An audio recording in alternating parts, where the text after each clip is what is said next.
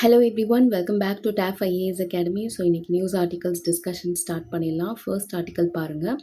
Women win many unreserved panchayat seat says centre. Yes, பார்லிமெண்ட்டில் நம்மளால் 33% achieve பண்ண முடியலை. பட் லோக்கல் கவர்மெண்ட் லெவலில், அதாவது கிராஸ் ரூட் லெவலில் விமன் ரெப்ரசன்டேட்டிவ்ஸோடைய பர்சன்டேஜ் பார்த்தீங்கன்னா ஆல்மோஸ்ட் 50% ரீச் ஆகிருக்கு, ஆர் எல்ஸ் 50%க்கு அதிகமாக ஆகியிருக்கு.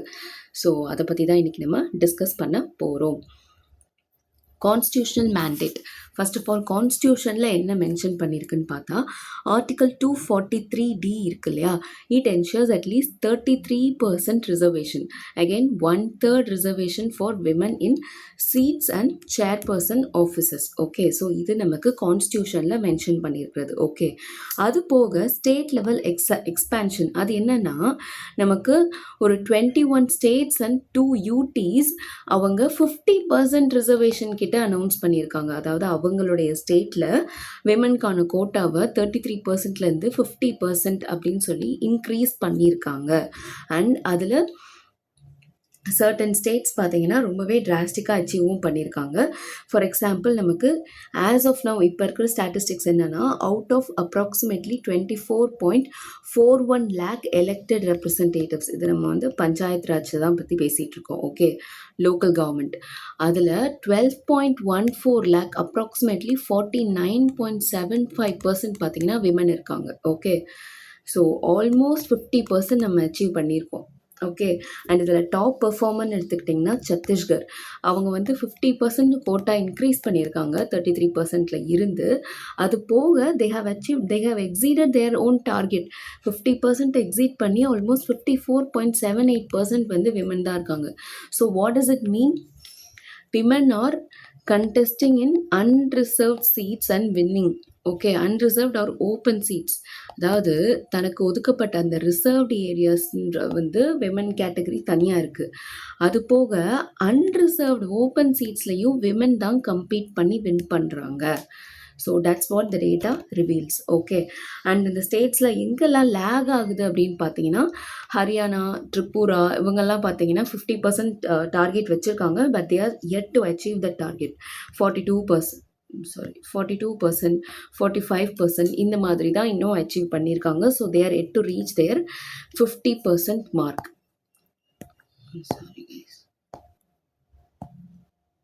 ஓகே, அண்ட் குளோபல் லெவலில் பார்த்தீங்கன்னா இந்தியாவுடைய பிஆர்ஐஸ், பஞ்சாயத்து ராஜ் இன்ஸ்டிடியூஷன்ஸ் தான் it represent the largest base of elected women in any democracy world wide. So that's a biggest milestone அப்படின்னே நம்ம சொல்லலாம், that we have achieved it. Okay, and emerging trend and the proxy challenge. Panchayat raj institutions local government பொறுத்த வரைக்கும் சொல்லப்படுற ஒரு major விஷயம் என்ன, ஒரு மேஜர் சேலஞ்ச் ஒரு இஷ்யூ என்னென்னா இந்த ப்ராக்ஸி சேலஞ்ச். அதாவது சர்பஞ்ச் பற்றி, சர்பஞ்சுன்றதா உங்களுக்கு அந்த பஞ்சாயத் ஹெட், பஞ்சாயத் லீடர், கரெக்டாக? பட் அங்கே என்ன நடந்துக்கும் மோஸ்ட்லினா பத்தி பிரதான். பஞ்சாயத் வெப் சீரிஸ் எத்தனை பேர் நீங்கள் வந்து அமேசானில் பார்த்துருப்பீங்கன்னு தெரில. But that's what the reality is, that's the real condition of rural India.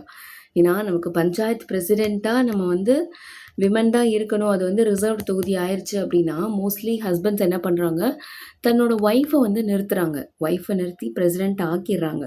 But ரியாலிட்டியில் rule பண்ணுறது இல்லை எல்லாத்தையும் வந்து டேக் கேர் பண்ணிக்கிறது, அந்த நிர்வாகம் பண்ணுறது எல்லாமே பார்த்திங்கன்னா it will be under the hands of பத்தி. ஹஸ்பண்ட் தான் எல்லாத்தையும் மேனேஜ் பண்ணிகிட்டு இருப்பாங்க. So that is a major issue, right? நம்ம வந்து இதோட அடிப்படையே விமனுக்கான எம்பவர்மெண்ட், விமனை பொலிட்டிக்கல் எம்பவர்மெண்ட்டில் கொண்டு வரணும் அப்படிங்கிறது தான்.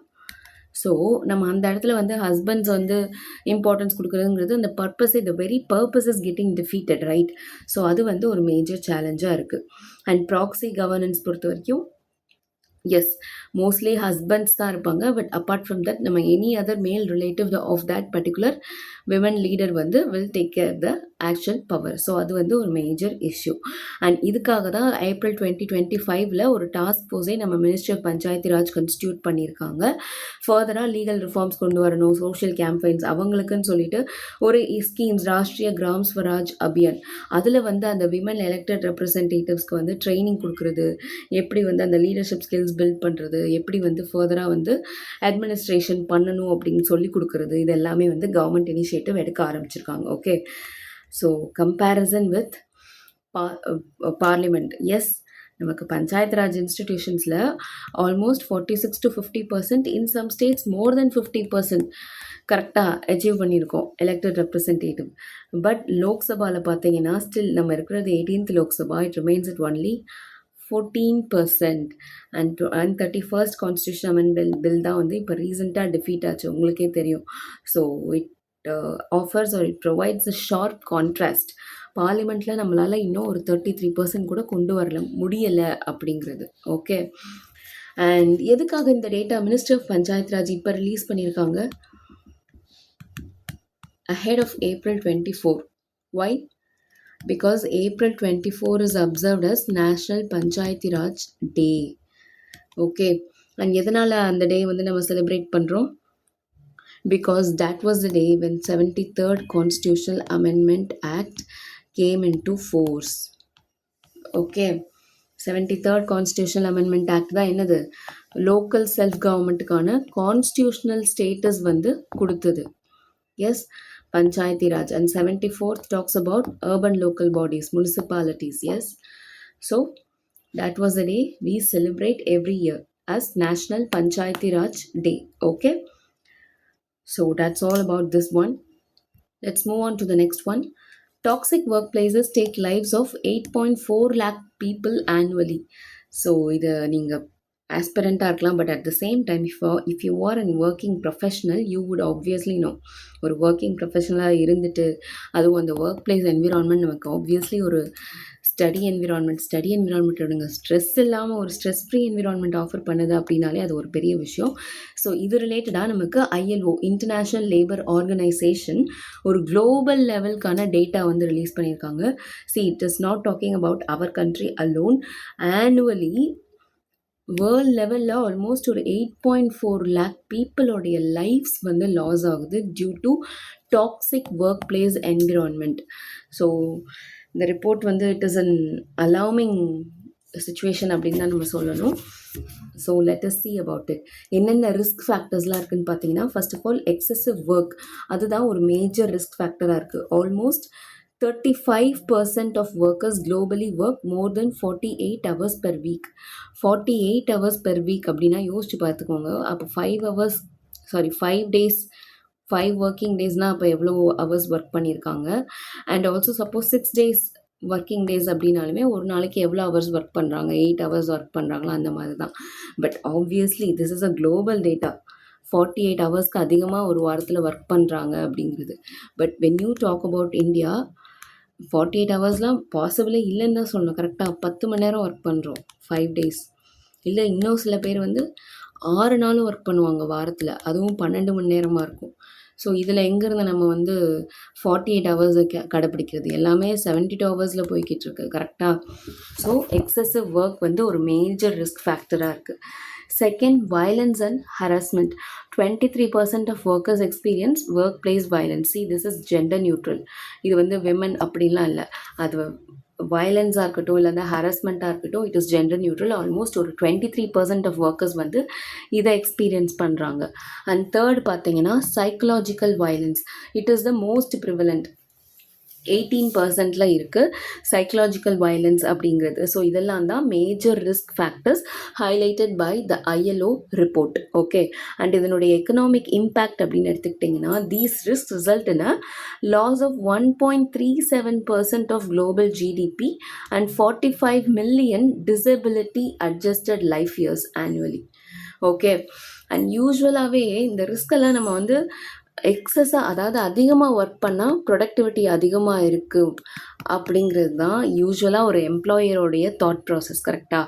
பட் நிறையா ரிப்போர்ட்ஸ் அண்ட் நிறையா ரீசர்ச் டேட்டா என்ன சொல்லுது அப்படின்னா, நம்ம ஒர்க்கிங் ஹவர்ஸ் கம்மி பண்ணும்போது நேச்சுரலி ப்ரொடக்டிவிட்டி வந்து இன்க்ரீஸ் ஆகுது அப்படின்னு சொல்கிறாங்க. ஓகே, ஸோ இந்த ரிஸ்க் ஃபேக்டர்ஸ்லாம் இப்போ எடுத்திங்கன்னா, it is actually giving us a loss of 1.37% of global GDP அப்படிங்கிறதையும் சொல்லியிருக்காங்க. ஓகே, அண்ட் இந்த டிசபிலிட்டி அட்ஜஸ்டட் லைஃப் இயர்ஸ் அப்படிங்கிறது 45 மில்லியனாக இருக்கான் வருஷத்துக்கு. அவ்வளோ இயர்ஸ் வந்து லாஸ் ஆகுதான். இந்த என்ன டிசபிலிட்டி அட்ஜஸ்டட் லைஃப் இயர்ஸ் அப்படின்னா, இப்போ நான் வந்து இருக்கேன்னு வச்சுக்கோங்களேன், as a person I am a healthy individual. Okay, and my life span is ஒரு 60+ இயர்ஸ்.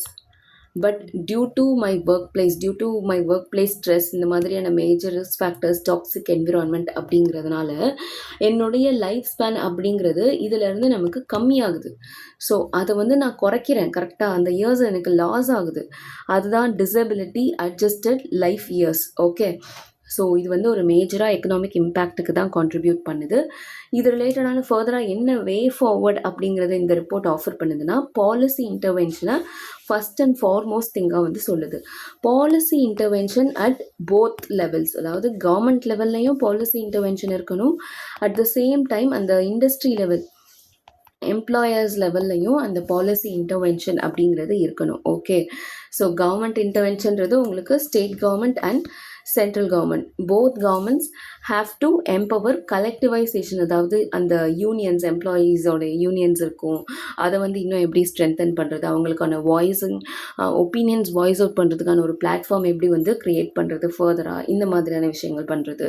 அண்ட் அவங்களுடைய ஹெல்த் கண்டிஷன்ஸ் அட்ரெஸ் பண்ணுறது, especially mental disorders and cardiovascular diseases like இந்த மாதிரி இருக்கக்கூடியது எல்லாத்தையுமே வந்து ஒர்க் ஸ்ட்ரெஸ் ரிலேட்டடு இருக்கக்கூடிய எல்லா ஹெல்த் கண்டிஷனையும் அட்ரெஸ் பண்ணுறது, இதெல்லாம் மேஜர் இனிஷியேட்டிவ்ஸாக இருக்கும். அண்ட் இதெல்லாம் நம்ம அந்த இண்டஸ்ட்ரி லெவலில் அந்தந்த எம்ப்ளாயீஸ் அந்தந்த ஃபர்ம்ஸ் அண்ட் கம்பெனிஸுமே இந்த ஆக்ஷன்ஸ்லாம் எடுக்கலாம். ஸோ ஒர்க் பிளேஸை ஹெல்த்தியாக அவங்களுமே க்ரியேட் பண்ணி கொடுக்கலாம். Okay, so this is all about this one. Next news பாருங்கள். Center plans new rail link to controversial bauxite hills in Odisha. Okay, so இது வந்து நமக்கு 2 ஹில்ஸ், அதாவது ஒடிசா வந்து சொல்ல போனோம்னா நமக்கு நிறைய it's a hub of minerals அப்படின்னே நம்ம சொல்லலாம். ஸோ இப்போ ரீசண்டாக ஒடிசாவில் இருக்கக்கூடிய 2 hills, Sijimali and Kutrumali hills, இங்கே வந்து பாக்சைட் மைனிங்க்கான லீஸ் ஆர் பெர்மிஷன் வந்து வேதாந்தா அண்ட் அதானி குரூப்ஸ்க்கு கிடச்சிருக்கு. ஓகே, அண்ட் ஃபர்தராக அந்த பாக்சைட் மைனிங்கை ஃபெசிலிட்டேட் பண்ணுற விதமாக நமக்கு ஒரு நியூ ரயில்வே லிங்க் வந்து சென்ட்ரல் கவர்மெண்ட் அனௌன்ஸ் பண்ணியிருக்காங்க. அண்ட் இதுக்கு எகெயின்ஸ்டாக நமக்கு வில்லேஜஸ், அந்த சைடு இருக்கக்கூடிய வில்லேஜஸ் வந்து ப்ரொட்டஸ்ட்டும் பண்ணிட்டு இருக்காங்க. அண்ட் இது இந்த 2 ஹில்ஸ் இருக்கக்கூடிய லொக்கேஷன்ஸ் பார்த்தீங்கன்னா Rayagada and Kalahandi districts. Okay, and இந்த நியூ ப்ரப்போஸ்டு ரயில்வே லிங்க் வந்து it is notified under clause 37A of section 2 of the railways act of 1989. Okay, and major challenges என்ன, அங்கே இருக்கக்கூடிய ட்ரைபல் பீப்புள் இந்த ப்ராஜெக்ட்டுக்கு ரெசிஸ்ட் பண்ணிட்டு இருக்காங்க, பாக்சைட் மைனிங்க்கும் ரெசிஸ்ட் பண்ணுறாங்க, at the same time related relevant this railway லிங்க்குக்கும் வந்து they are opposing it, and this highlights the debate between development and conservation. கரெக்டா, பிகாஸ் ஒரு பக்கம் ட்ரைபல் பீப்புளுக்கு இருக்கிற மேஜர் ஃபியர் என்ன, their forest rights, their land rights, அவங்களால their major displacement issue, அவங்க இடத்த விட்டு மைக்ரேட் ஆகி போகணும், அவங்களுக்கான வாழ்வாதாரம் பாதிக்கப்படும், லைவ்லிஹுட் இஷ்யூ. ஸோ இதெல்லாம் ட்ரைபல் பீப்புள் ரிலேட்டடாக மோஸ்ட்லி நம்ம வந்து சொல்லலாம். ஓகே, அண்ட்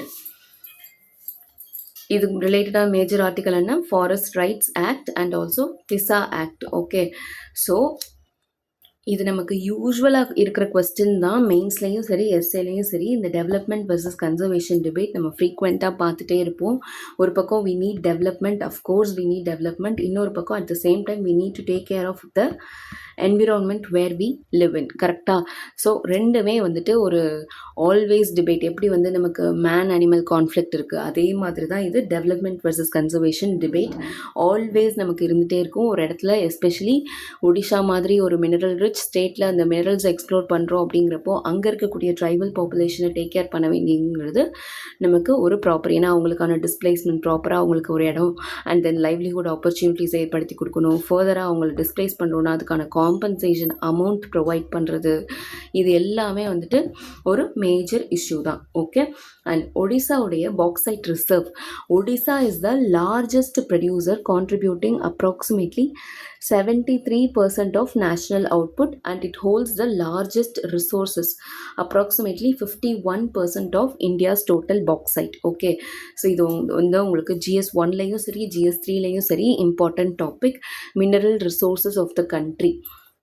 ஓகே, அண்ட் இதில் ப்ரிலிம்ஸில் வந்து உங்களுக்கு இதே கொஸ்டினாக கேட்கலாம். Which of the following state is the largest producer and also holds largest resource of reserves of bauxite அப்படின்னு கேட்டால் you should know that it is Odisha. Okay. And இதனுடைய ஜியாலஜிக்கல் ஆரிஜின் பார்த்தீங்கன்னா அந்த பாக்சைட் டெபாசிட்ஸ் எப்படின்னா they are primarily lateritic formed by the intense weathering of khondalite rocks. Okay. Weathering, process of weathering உங்களுக்கே தெரியும். அதில் நமக்கு நிறைய டைப்ஸ் இருக்குது. ஃபிசிக்கல் வெதரிங், கெமிக்கல் வெதரிங், இது எல்லாமே இருக்குல்ல. ஸோ அங்கே இருக்கக்கூடிய அந்த கோண்டலைட் டைப் ஆஃப் ராக்ஸ்க்கு வெதரிங் நடக்கிறதுனால we get these bauxite deposits. Okay. And it is in the eastern Ghats, right? Odisha.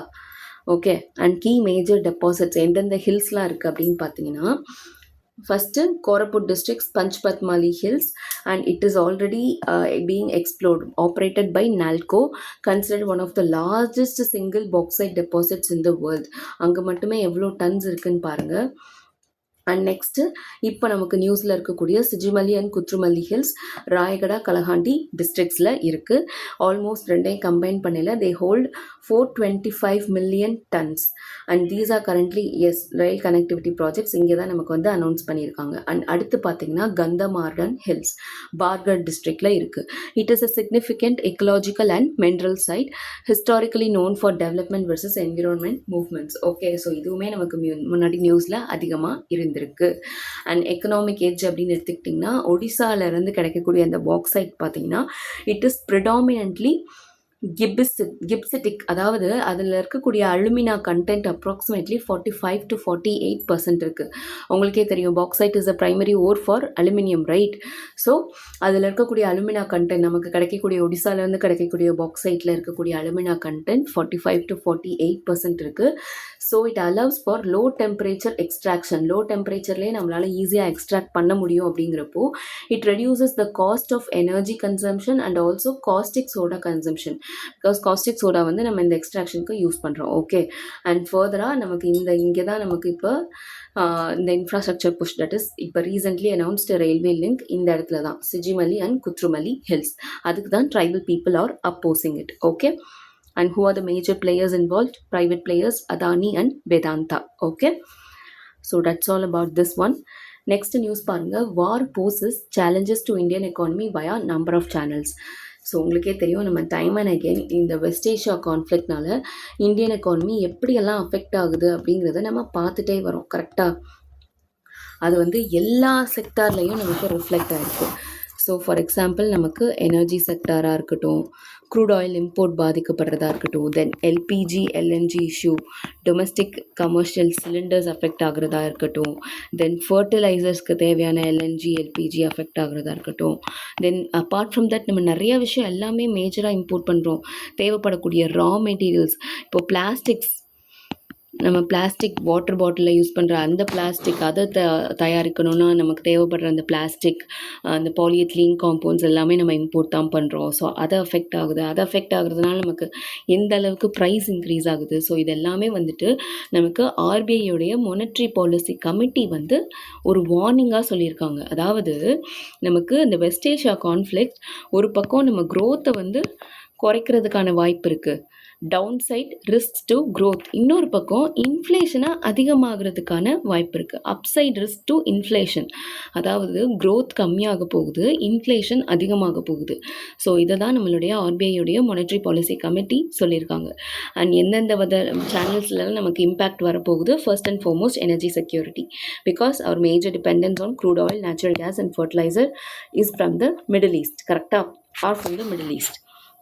And trade disruptions எடுத்துக்கிட்டோன்னா நமக்கு blockage of strait of Hormuz affect supply chains and elevates commodity prices இருக்கா? இப்போயுமே வந்துட்டு நம்ம ஃப்ரீக்வெண்ட்டாக பார்க்குறோம், black பண்ணிட்டாங்க, ships and tankers struck ஆகி நிற்கிதுன்னு பார்க்குறோம். அப்போ திருப்பி பெர்மிட் பண்ணியிருக்காங்க, அலோவ் பண்ணியிருக்காங்கன்னு பார்க்குறோம்.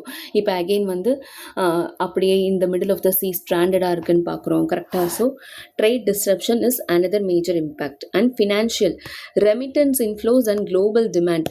நம்மளால் நம்ம வந்து ஒரு பக்கம் இம்போர்ட், இந்த க்ரூட் ஆயில் என்ன தான் இருந்தாலும் நம்ம வந்து எப்படியோ இம்போர்ட் பண்ணுறோனாலும் இம்போர்ட் பில் அதிகமாகுது. கரெக்டாக. இம்போர்ட் காஸ்ட் அதிகமாகுது. ஏன் க்ரூட் ஆயில் பெர் பேரல் வந்து $100 க்ராஸ் பண்ணி போயிருக்கு. கரெக்டாக. ஸோ அது வந்து நமக்கு இம்போர்ட் பில் அதிகப்படுத்துது. இன்னொரு பக்கம் நம்மளுடைய எக்ஸ்போர்ட் வந்து கம்மியாகியிருக்கு. எஸ். ஸோ நமக்கு வந்து குளோபல் லெவலில் டிமாண்டும் கம்மியாகுது, அட் த சேம் டைம் நம்ம எக்ஸ்போர்ட்டே பண்ணணும்னு நினச்சாலும் due to the due to these issues or trade disruptions நம்மளால் எக்ஸ்போர்ட்டும் பண்ண முடியல. ஸோ ஒரு பக்கம் இம்போர்ட் பில் அதிகமாகுது, இன்னொரு பக்கம் எக்ஸ்போர்ட் கம்மியாகுது.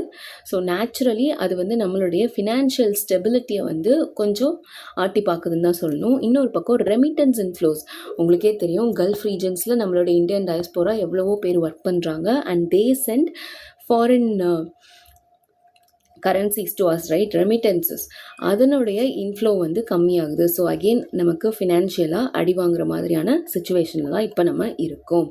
Okay, and what is the key conclusion or key figure mentioned here? Crude oil prices remain the most important factor affecting India's inflation outlook. ஏன்னா க்ரூட் ஆயில் வந்து நமக்கு பிப்ரவரி மந்தில் ஆல்மோஸ்ட் ஒரு $69 பெர் பேரலாக இருந்தது, இப்போ $100+ இருக்குது. So then imagine, but still we are importing. And இந்த காஸ்ட் வந்து இன்னும் நமக்கு கன்சியூமர்ஸ்க்கு கவர்மெண்ட் பாஸ் டவுன் பண்ணலை. ஸோ நமக்கு இப்போ இம்பேக்ட் வந்து இன்னும் தெரியல. இன்ஃப்ளேஷன் வந்து இந்த இடத்துல நமக்கு ஃபியூல் ப்ரைஸில் இன்னும் ரிஃப்ளெக்ட் ஆகலை. பட் ஃப்யூச்சரில் ஆகிறதுக்கு, வார் எக்ஸ்டெண்ட் ஆகுதுன்ற சமயத்தில் ஃப்யூச்சரில் ஆகிறதுக்கான சான்சஸ் நிறையா இருக்குது. ஓகே, அண்ட் நமக்கு ஆர்பிஐயோடைய மேஜர் வேலை என்ன? ரெப்போ ரேட் ஆர் அந்த இன்ட்ரெஸ்ட் ரேட்டை இன்னுமே 5.25% தான் மெயின்டைன் பண்ணிகிட்டு இருக்காங்க, taking a neutral stands. Okay, so situation analyse பண்ணி வெயிட் அண்ட் வாட்ச் அப்படிங்கிற பாலிசியில் தான் நமக்கு ஆர்பிஐ இருந்துகிட்ருக்காங்க. And we'll have to wait and see ஃபர்தராக வார் வந்து எப்போ வந்து கன்க்ளூட் ஆகுது. அண்ட் வார் கன்க்ளூடே ஆனாலுமே நமக்கு இந்த இம்பேக்ட் எல்லாம் நம்ம எக்கனாமியில் இன்னும் ப்ரொலாங்டாக இருக்கும் அப்படின்னு தான் எக்ஸ்பர்ட்ஸ் வந்து சொல்கிறாங்க. So will have to wait and see நம்மளோட எக்கனாமி எந்த ஸ்லோ டவுனாக இருக்கா, அது எந்த அளவுக்கு இன்ஃப்ளேஷன் வந்து அதிகப்படுத்த போகுது, எப்போ நம்ம ரெக்கவர் ஆக போகிறோம் அப்படிங்கிறதெல்லாம். Okay, so that's all about this one. Next news பாருங்கள். Extreme heat threatens food systems warn UN agency. So நமக்கு குளோபல் லெவலில் டெம்பரேச்சர் அதிகமாகிட்டே இருக்குது. கிளைமேட் சேஞ்ச் ரிலேட்டட் இஷ்யூஸ் நிறையா பார்த்துட்ருக்கோம். And time and again climate change ரிலேட்டடான ஆர்டிகல்ஸுமே நமக்கு நிறையா வருது. அது எடிட்டோரியலாக இருக்கட்டும், இல்லை ஒப்பீனியன் பேஸ்டாக இருக்கட்டும், இல்லை டெக்ஸ்ட் அண்ட் கான்டெக்ஸ்டாக இருக்கட்டும், we are covering a major or important article related to our GS3, environment related, climate change related, இது எல்லாமே நம்ம பார்க்குறோம். ஸோ அப்படி ஒரு ஆர்டிக்கல் தான் இது. நமக்கு UN ஏஜென்சிஸான FAO and WMO, that is food and agriculture organisation, and here world meteorological organisation. Okay, இந்த ரெண்டு ஆர்கனைசேஷனுமே வார்ன் பண்ணியிருக்காங்க. என்னென்னா, that extreme heat is pushing agri food systems to a breaking point affecting over 1 billion people. அதாவது due to extreme heat global லெவலில் over 1 billion people are going to get affected. So இதுதான் நமக்கு சொல்லியிருக்காங்க. மேஜராக நமக்கு impact எங்கே இருக்க போகுது? ஃபுட் செக்யூரிட்டி ரிலேட்டட் இஷ்யூஸ் வரப்போகுது. ஃபுட்டில், அதாவது நம்ம கல்டிவேட் பண்ணுறோம்ல அக்ரிகல்ச்சர் க்ராப்ஸ், அதில் வந்து நம்ம இம்பேக்டை ஃபீல் பண்ண போகிறோம். அண்ட் மேஜராக இம்பேக்ட் ஆன் ஈல்ஸ், அதாவது 1 டிகிரி டெம்பரேச்சர் ரைஸ் ஆகுது இல்லையா? So every 1 degree rise in average global temperature it cuts yields by approximately 6%. அதுவுமே நமக்கு அஃபெக்ட் ஆகுறது பாருங்கள். மெய்ஸு, ரைஸ், சோயா, வீட், இதெல்லாம் நம்மளோட என்னது? Staples. Okay, so global temperature 1 degree increase ஆகுதுன்னா அது நம்மளுடைய ஸ்டேபிள் ஃபுட்டான வீட், மெய்ஸ், ரைஸ், அதனுடைய ஈல்டில் ஒரு 6% வந்து குறைக்குது. So 1 degree rise in temperature, 6% loss in yield. So அதுதான் வந்து இந்த ரிப்போர்ட், இந்த UN வந்து ரொம்ப ஷாக்கிங்காக ரிவீல் பண்ணியிருக்காங்க. அண்ட் அது மட்டும் இல்லாமல் எக்கலாஜிக்கல் டிஸ்ரப்ஷன்ஸ், இது வந்து எந்தெந்த செக்டார்லலாம் நடக்குதுன்னா, livestock first of all, thermal humidity அதிகமாகுது. ஹீட் அந்த இண்டெக்ஸ் அதிகமாகிற பட்சத்தில், ஹீட் ஸ்ட்ரெஸ் அதிகமாகிறப்ப நமக்கு மில்க் ப்ரொடக்ஷன் கம்மியாகுது. ஆல்மோஸ்ட் ஒரு 15 to 25% ப்ரொடக்ஷன் கம்மியாகிறதுக்கான சான்சஸ் இருக்குது. அண்ட் அப்பார்ட் ஃப்ரம் தட் பவுல்ட்ரியுமே, மேஜர் பவுல்ட்ரி செக்டர் இருக்குது இல்லையா, அதுவுமே மேஜராக அஃபெக்ட் ஆக போகுது. அண்ட் மரைன் லைஃப்னு எடுத்துக்கிட்டால் almost 91% of oceans experience marine heat waves in 2024. So இதனால் ஃபர்தராக நமக்கு ஆக்சிஜன் டிப்ளீஷன் இந்த ஓஷன் அண்ட் அங்கே இருக்கக்கூடிய ஃபிஷ் ஸ்டாக்ஸோடைய லைஃப் வந்து த்ரெட்டனிங் சுச்சுவேஷனில் இருக்குது. ஓகே, ஸோ எக்கலாஜிக்கல் டிஸ்டர்ப்ஷன்ஸ் பொறுத்த வரைக்கும் நமக்கு அனிமல் லைஃப் ஸ்டாக் வந்து எந்த அளவுக்கு அஃபெக்ட் ஆகுது, அண்ட் அது மூலமாக நமக்கு கிடைக்கக்கூடிய மில்க் ப்ரொடக்ஷனாக இருக்கட்டும், தென் பவுல்ட்ரி செக்டார் இதெல்லாம் அஃபெக்ட் ஆகுது. அண்ட் மரைன் லைஃப்பில் நமக்கு மரைன் லிவிங் ஆர்கானிசம்ஸ் வந்து நல்லா அஃபெக்ட் ஆகுறது தெரியுது.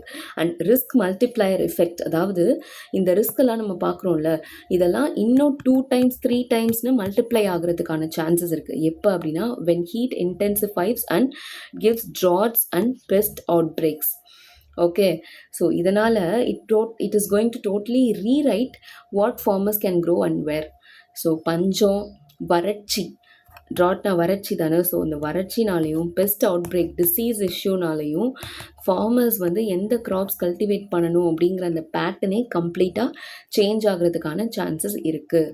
அண்ட் இதுக்கான வே ஃபார்வர்டு என்ன கேட்குறாங்கன்னா, the report calls for early warning weather systems and better risk governance. So instead of giving piecemeal responses, அதாவது அந்தந்த டைமில் வந்துட்டு நீங்கள் ஒரு பிரச்சனையும் இப்போ ஒரு பர்டிகுலர் இயரில் உங்களுக்கு வந்து அந்த ஒரு பர்டிகுலர் லொக்கேஷனில் ட்ராட் இருக்குன்னா அதை மட்டும் அட்ரஸ் பண்ணுறது வந்து சொல்யூஷன் கிடையாது.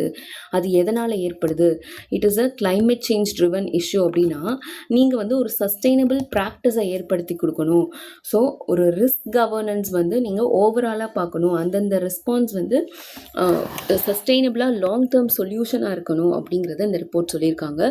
ஃபர்தராக வெதர் ரிலேட்டட் ரிப்போர்ட்ஸ் எல்லாம் ஏர்லி வார்னிங் சிஸ்டம்ஸ் வந்து ஆக்டிவாக இருக்கணுன்றதையும் ஹைலைட் பண்ணி சொல்லியிருக்காங்க. Okay, so that's all about this one and that's all for today. Thank you so much for வாட்சிங். See you tomorrow.